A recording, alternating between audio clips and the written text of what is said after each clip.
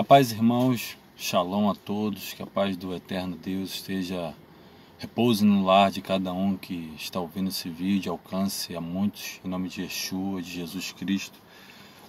Vim aqui, estou fazendo esse vídeo, vai ser um vídeo rápido, né? Um vídeo que acabei de sair de casa, vim lavar uma roupa aqui e vi algumas coisas que me chamaram a atenção e decidi fazer esse vídeo, né? Espero eu que seja de poucos minutos. Lá em Daniel, no capítulo 7, no versículo 25, vai falar algo muito interessante, muito importante. E o vídeo de hoje, né, eu quero tornar a lembrar os irmãos que ainda não terminei a terceira parte, né? Vou fazer a terceira parte do vídeo falando do final dos tempos, né? Mas decidi fazer esse vídeo breve agora aqui, que vai culminar com o momento que nós estamos vivendo, né? Momento no Brasil está celebrando, né? Tem feriado aqui nos Estados Unidos, não se tem esse feriado, mas muitos comemoram, porque existem muitas colônias aqui, né? Portuguesas, brasileiras, né? De latinos, e comemoram, né? A chamada Páscoa cristã. E quando eu saí na rua me deparei com algumas pessoas, né? Com ovos de Páscoa, alguns carros enfeitados, e isso me chamou a atenção. Eu queria convidar os irmãos a abrirem a Bíblia lá no Daniel, no capítulo 7, no versículo 25, vai dizer algo muito interessante. Proferirá palavras contra o Altíssimo e consumirá os santos do Altíssimo. Cuidará em mudar os tempos e a lei. Os santos lhe serão entregues na mão por um tempo e tempos e metade de um tempo. Essa palavra aqui de Daniel, a revelação que Daniel recebeu, né, que fala, especificamente esse versículo vai falar do anticristo. E a palavra vai chamar a atenção que ele vai ter cuidado em fazer algo. Qual é o cuidado dele? Né? Isso aqui está se falando do anticristo.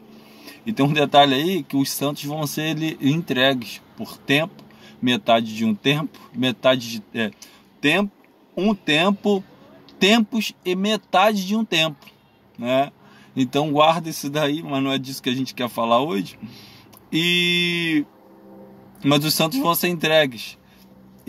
Só que ele tem cuidado em fazer algo. Ou qual é o cuidado dele? Qual é o cuidado do anticristo?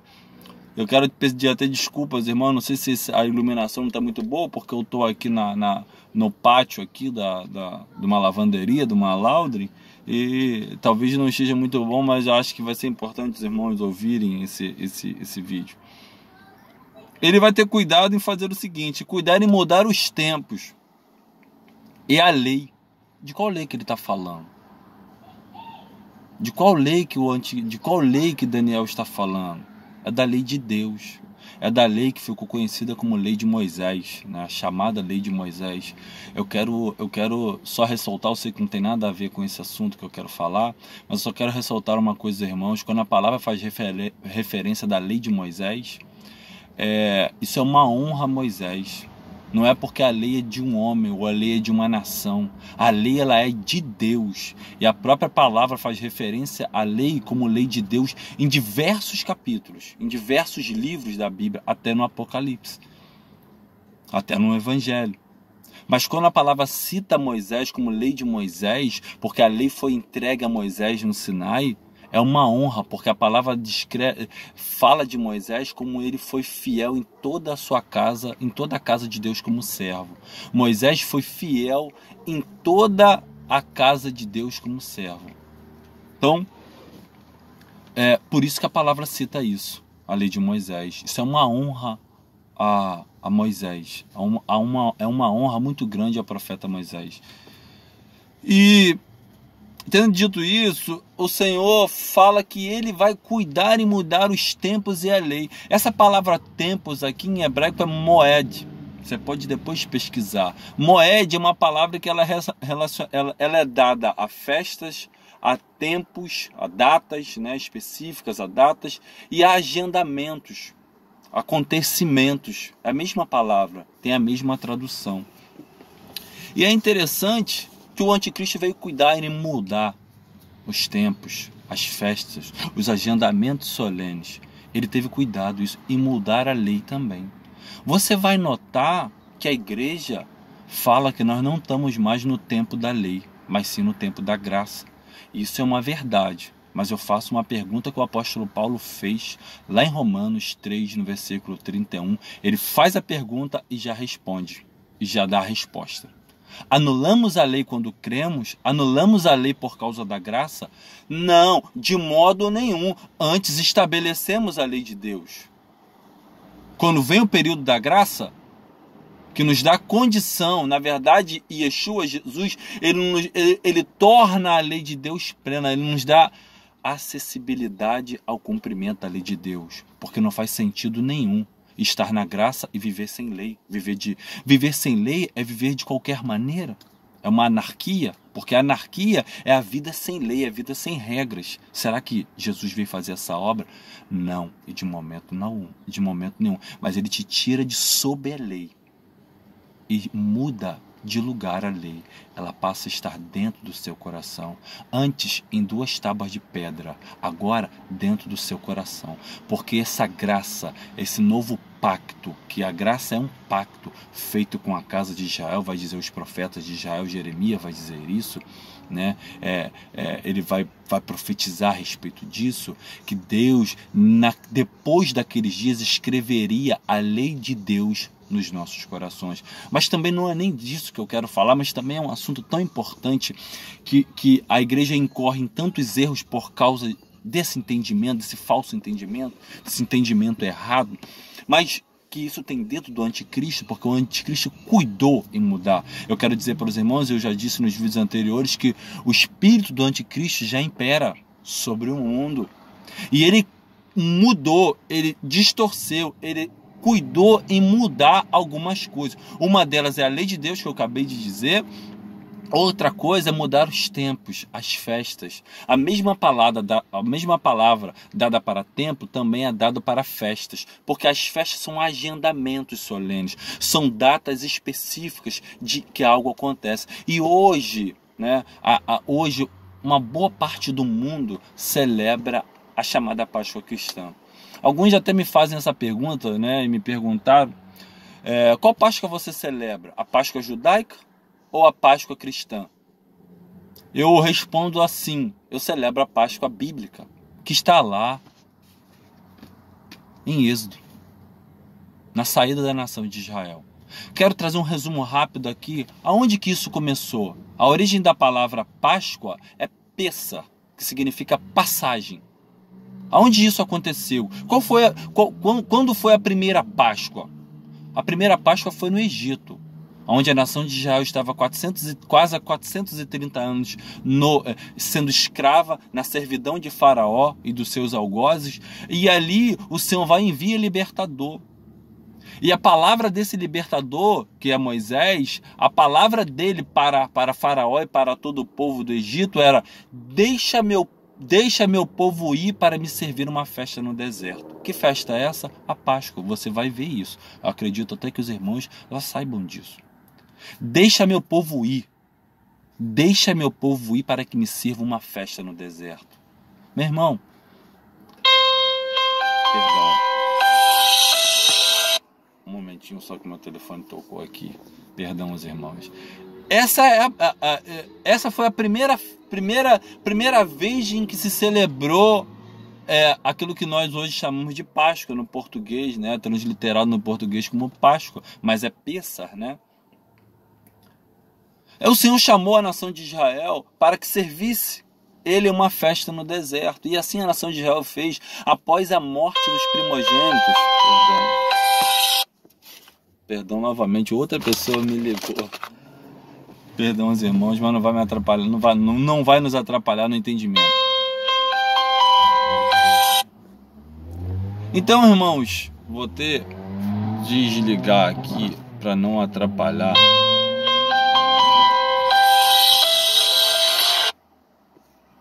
Vou desligar aqui para não nos atrapalhar.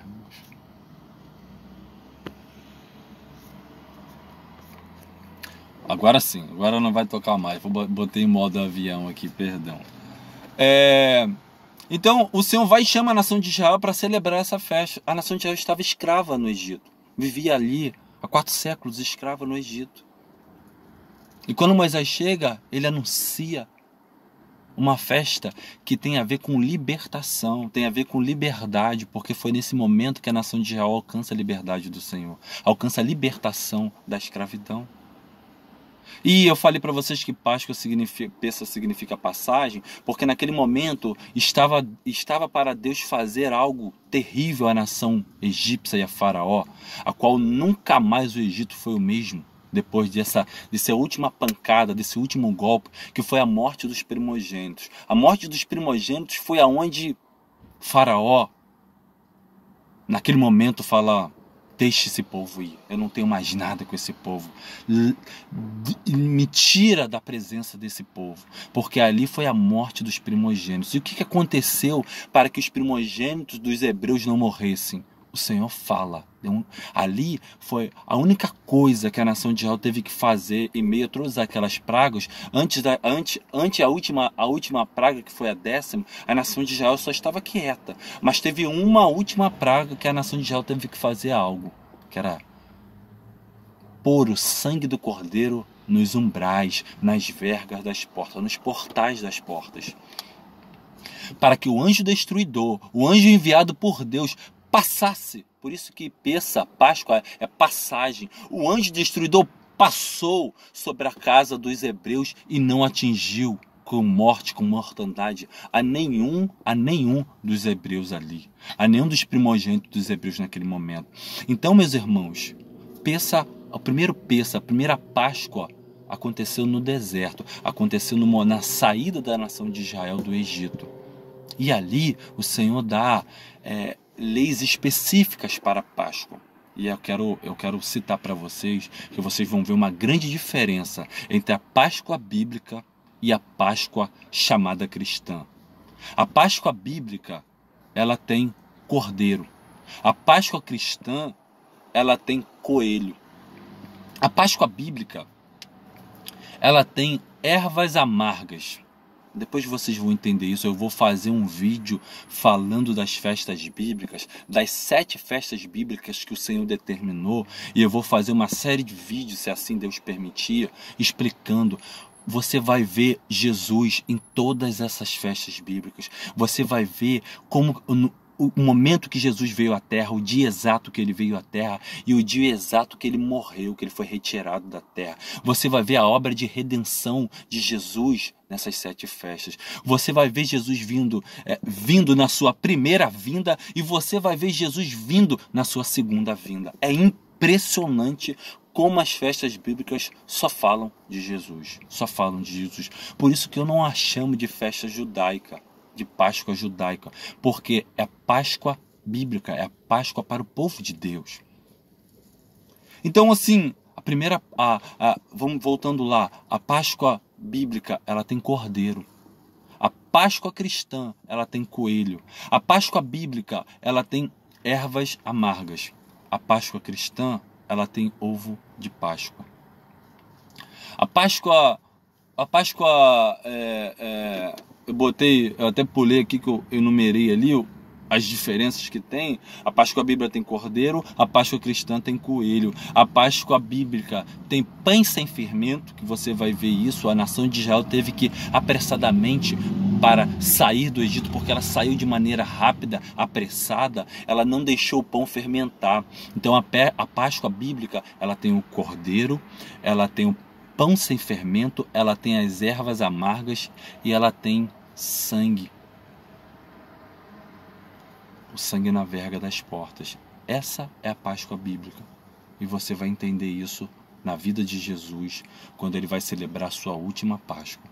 Exatamente, tem todos esses utensílios aqui que eu acabei de citar.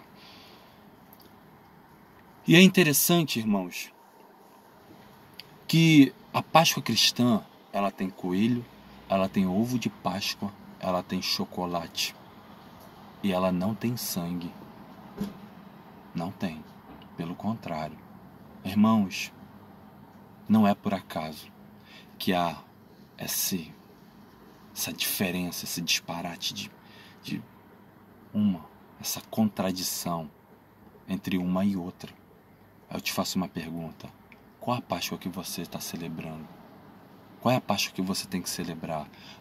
A Páscoa chamada cristã ou a Páscoa bíblica? A Páscoa bíblica ela tem um cordeiro. Cordeiro é um animal puro, classificado na lei de Deus como um animal puro. Você pode ver isso lá no livro de Levítico, no capítulo 23. Não, perdão, no capítulo 11. 11 ou 10, se não me falha a memória, mas eu acho que é o 11. A Páscoa bíblica tem cordeiro, que é um animal puro, um animal limpo. Você vai ver que o Senhor, ele foi anunciado pelo seu primo João, o que batizava: eis aí o Cordeiro de Deus que tira o pecado do mundo. Logo naquele momento que Jesus veio para ser batizado por João, ele anunciou, porque ele viu uma pomba descer do céu e repousar sobre ele. Aquele ali era o Espírito de Deus, repousou e permaneceu nele. Aquele ali era o sinal que João Batista recebeu de Deus. Quando ele visse um homem, uma pomba repousar sobre ele, esse é o Filho de Deus, dado em lugar de nós, em resgate para nós. A Páscoa cristã, ela tem coelho. Coelho, em Levítico, é classificado como um animal imundo, impuro. Talvez você que vai ver esse vídeo aí, que não está acostumado com isso, possa estranhar. Poxa, mas o coelho é tão bonitinho, eu vejo aqueles coelhinhos brancos, mostra nos comerciais de televisão, aquele coelhinho, o ovo de Páscoa ele segurando, e aquela brincadeira toda com crianças ali, é algo muito assim, atrativo, visivelmente atrativo. Mas, meu irmão, tem dedo do diabo nessa história. Tem espírito do anticristo nessa história. Coelho na Bíblia é animal imundo, é classificado como um animal imundo. Eu não vou entrar nessa questão.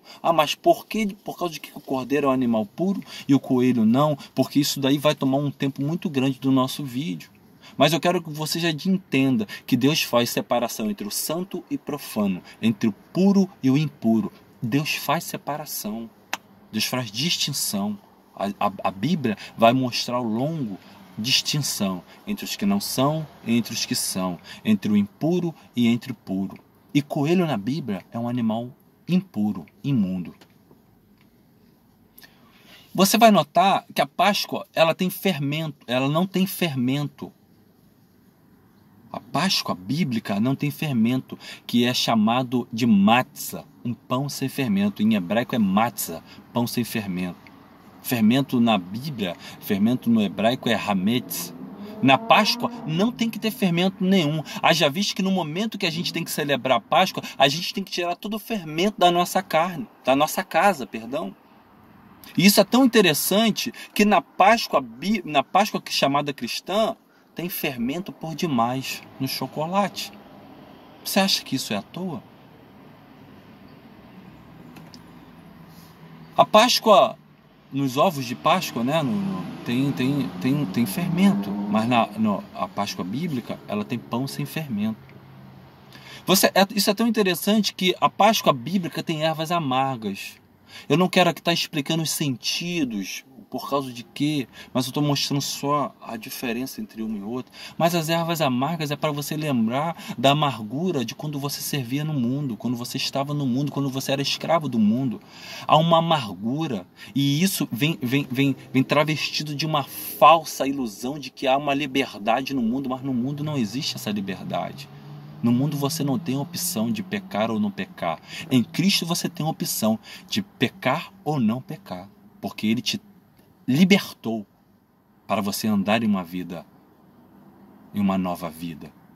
Mas no mundo não. No mundo você é escravizado, isso te traz amargura. Lembra lá da escravidão do Egito, da amargura, da aflição no Egito? Mas na Páscoa há uma alegria, na Páscoa cristã uma alegria. Há ovos, há chocolate. Na Páscoa bíblica há ervas amargas.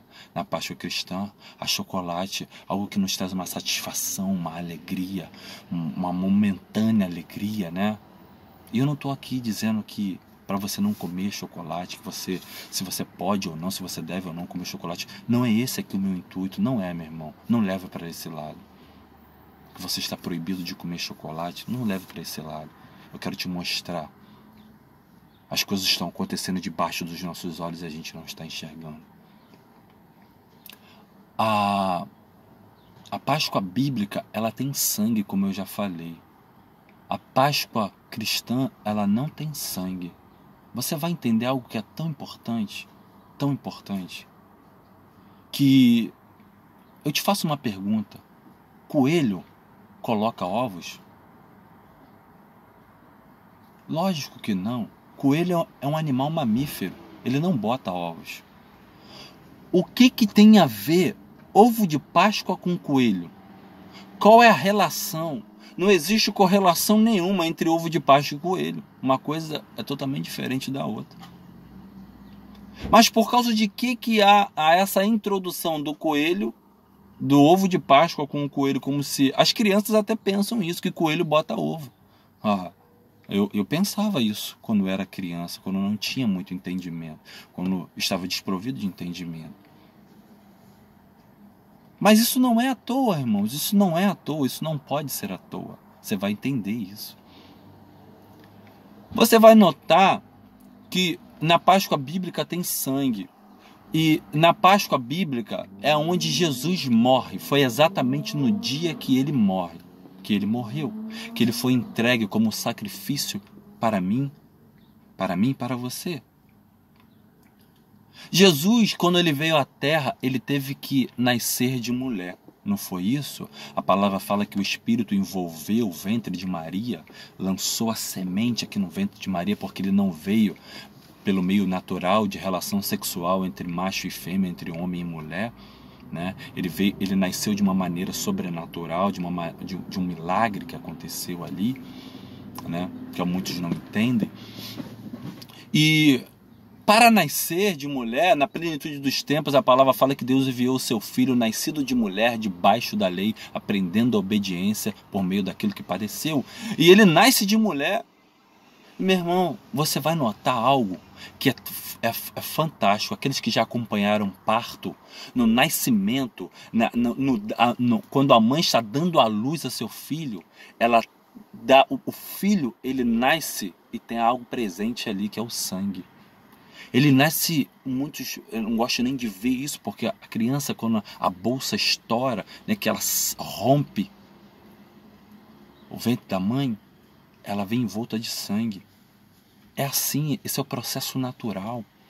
Há um derramamento de sangue até na própria mãe, no ato do parto ali.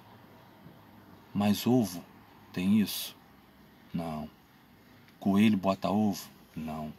Isso está querendo dizer o quê, meu irmão? Isso está querendo dizer da maneira que Satanás veio ao mundo. E está querendo dizer da maneira que Cristo veio ao mundo. Veio de uma maneira legal, de um processo natural. Jesus, ele vem de uma maneira legal, nascido de mulher. Por isso que a palavra fala: levantai a porta das vossas cabeças e entrará o Rei da Glória. A porta não tem cabeça. Está falando esse salmo específico para a mulher, porque a mulher é a porta de Deus para gerar filhos na terra, para Deus. É a porta. Você não vem por outro meio na terra senão nascido de mulher. Para ser homem precisa nascer de mulher. E o filho do homem teve que nascer de mulher, do meio natural. Mas Satanás, por isso você vai entender uma coisa, Jesus vai falar assim: o verdadeiro pastor entra pela porta, o ladrão e salteador, não, esse vem de maneira ilegal. Está lá em João, se não me falha a memória, no capítulo 10. Jesus, o verdadeiro pastor, ele entra pela porta certa, ele entra da maneira exata, da maneira correta que é para entrar. Satanás, ele foi precipitado na terra, por isso ele não tem corpo. Está dando para compreender aonde eu estou querendo chegar? Por isso que coelho está relacionado, o ovo está relacionado ao coelho. Mas uma coisa não tem nada a ver com a outra. Porque Satanás, ele representa esse, que é um animal imundo, entrou na terra de uma maneira ilegal. Precipitado, ele não tem corpo. Mas para Jesus vir na terra e adquirir corpo físico, ele teve que nascer de mulher. Irmãos, a coisa é muito maior do que a gente pensa. A coisa é muito maior do que a gente pensa.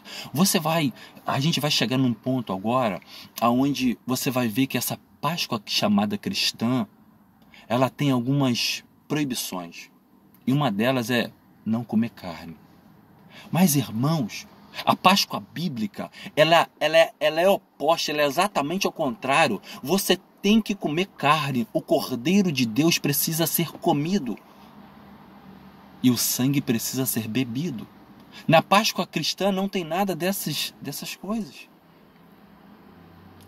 Na Páscoa cristã, aconselha você a não comer. Na verdade, há um conselho para o mundo, mas uma obrigação para aqueles que são sacerdotes, que não tem que se comer carne vermelha nesse momento.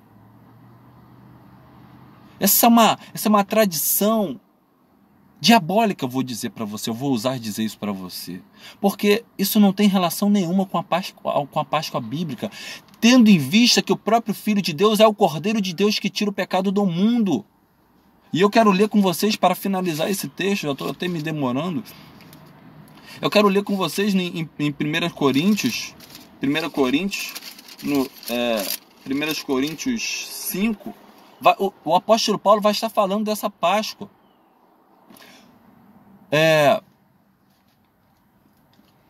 Na Páscoa eu como carne.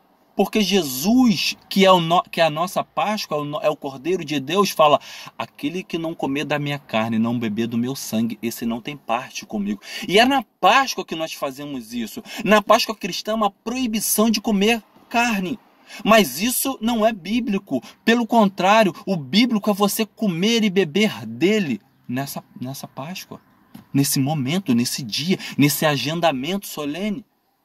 Mas a igreja, infelizmente, a igreja está embebida dessas contradições, dessas ideologias, desses dogmas que são contrários à Bíblia, à verdade que liberta o homem. A igreja está adormecida, por isso o Senhor está falando: desperta tu que dorme, porque Cristo vos esclarecerá. Você precisa compreender a verdade, meus irmãos. A igreja está entorpecida, adormecida, sem compreensão, dando ovos de Páscoa, pintando as crianças de coelho, não comendo carne nesse dia, pelo contrário, comendo coisas fermentadas nesse dia, aonde não tem que ter, porque o corpo de Cristo veio sem fermento algum. Fermento na Bíblia representa pecado, meu irmão. E na Páscoa cristã, o que mais tem é a representação do pecado. Isso não é uma brincadeira, irmãos. Talvez você que vai ouvir esse vídeo e falar: mas isso daí você está sendo demasiado demais, está sendo pesado demais. O que tem? Qual o problema de eu dar um ovo de Páscoa ao meu filho? Qual o problema de eu botar orelhinhas? Qual o problema de eu pintá-lo? Meus irmãos, é maior do que você pensa. E talvez você encare que isso não tenha problema. Mas eu te faço uma pergunta. Você entende? O seu filho entende o verdadeiro sentido da Páscoa? Você entende por que Jesus fala que ele é o Cordeiro de Deus que tira o pecado do mundo? Por causa de que a Bíblia fala? Você entende por causa de que ele tira pecado do mundo? Você entende o que é pecado? A igreja está falando: o pecado é errar o alvo. Quando você pergunta o que é pecado, pecado é errar o alvo. A igreja não sabe nem o que é pecado. A igreja não sabe nem por causa de que ele derramou sangue. Por causa de que ele derramou sangue? Porque sem sangue não há remissão de pecados. A Bíblia fala isso. Por causa de que ele derrama sangue por mim e por você? Por causa de que ele tem que se colocar no meu e no seu lugar? Você sabe me responder essas perguntas? A grande maioria não sabe, meu irmão. Por causa de que você come e bebe dele? Qual é o sentido verdadeiro disso? As crianças não sabem. Mas elas sabem que na Páscoa, no mês de abril, tem que ter o vinho de Páscoa, tem que ter chocolate, tem que ter o coelho, mas não sabe nem que tem que ter o cordeiro. Isso é entristecedor. Desperta a igreja. Isso é entristecedor o momento que a igreja está vivendo. Aí muitos fazem cantatas, mostram o Cristo ali crucificado, mas sem entendimento. É uma coisa muito superficial. Não, mas Cristo é a nossa Páscoa. Quero ler com os irmãos aqui, para você ver que a igreja do primeiro século vivenciava isso, vivia isso. Se não vivesse, o apóstolo Paulo não daria essa carta. Geralmente se ouve... Calma aí, vamos ler do começo. Geralmente se ouve ouve que há entre vós imoralidade, e tal imoralidade que nem mesmo entre os gentios se vê, a ponto de haver quem vive com a mulher de seu pai. Olha que terrível ato estava acontecendo numa das igrejas. E vós está inchados, e nem mesmo pranteaste para que fosse tirado do vosso meio quem praticou esse mal. Ele está citando aqui uma palavra que é típica da Páscoa. Ele está inchado. O que o fermento faz?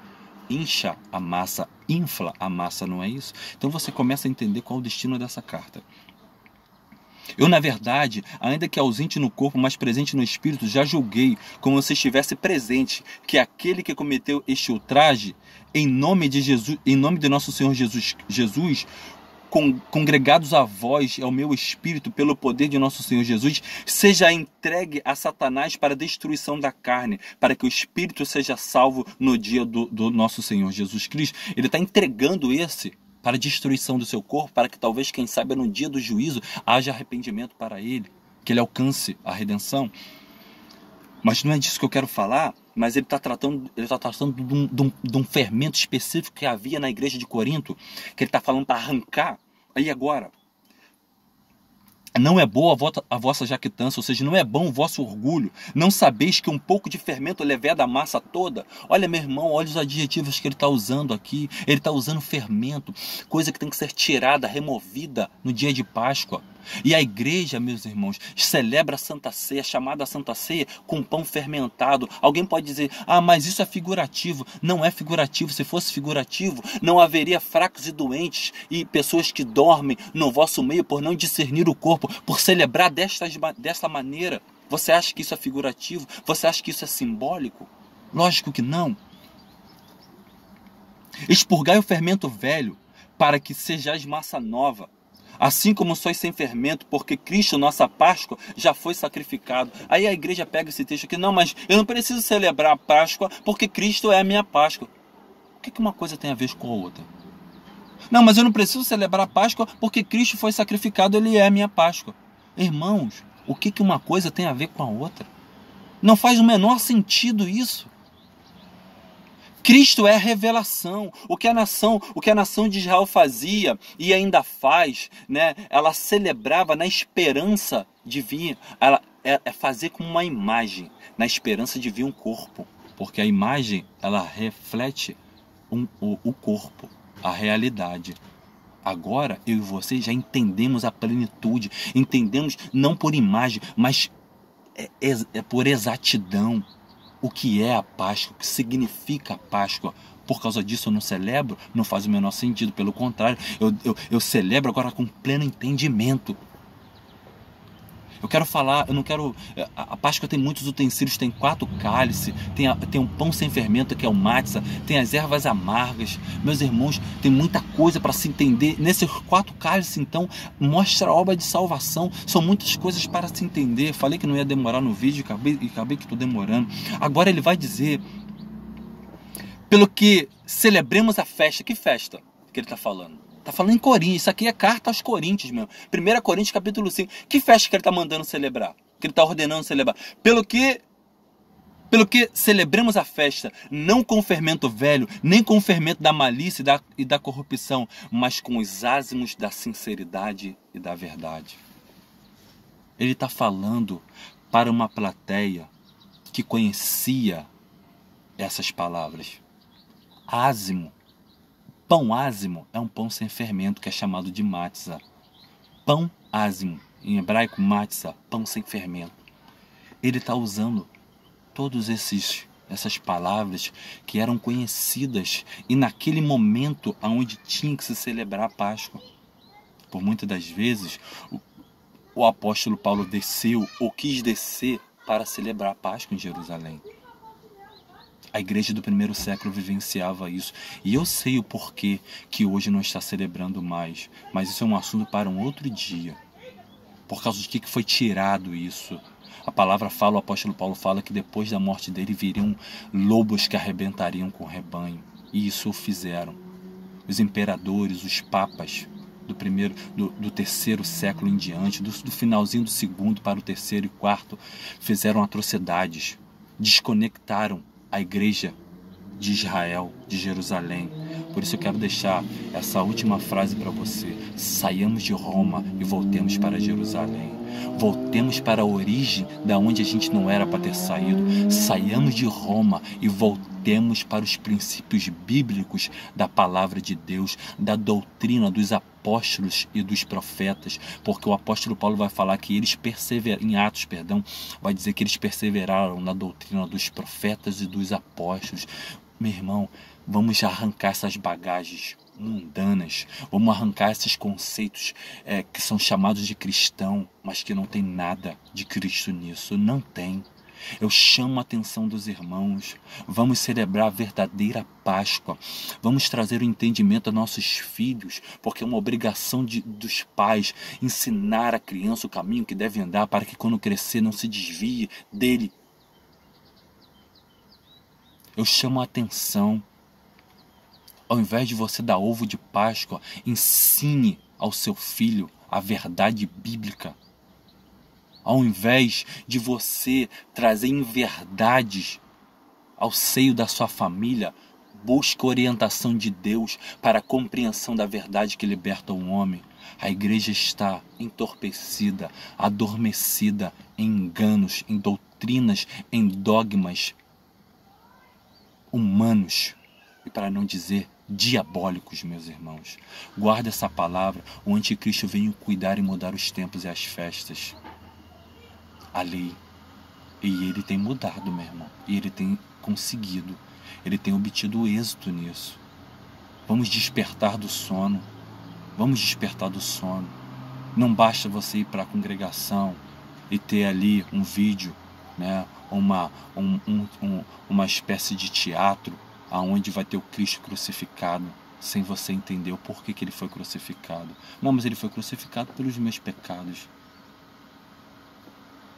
Isso fica muito vago, muito superficial, e ninguém entra na profundidade. Sabe por causa de quê?